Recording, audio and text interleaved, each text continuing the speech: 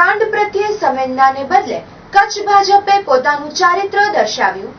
યુવા કોંગ્રેસ દ્વારા ભાજપના સત્કાર સમારોહનો વિરોધ કાર્યક્રમ. સમગ્ર રાજ્યમાં ગાજી રહેલા નલિયા દુષ્કર્મ કાંડ બાબતે રાજકીય પક્ષો અને સામાજિક સંસ્થાઓ દ્વારા પીડિતા પ્રત્યે સંવેદનાનું પૂર ઉમટ્યું છે. ત્યારે કચ્છ યુવા ભાજપ દ્વારા પ્રદેશના યુવા પ્રમુખનો સત્કાર સમારંભ યોજી અને પોતાનું ચરિત્ર દર્શાવાયું હોવાનો આક્ષેપ રાજ્ય યુવા કોંગ્રેસના મંત્રીએ કર્યો છે.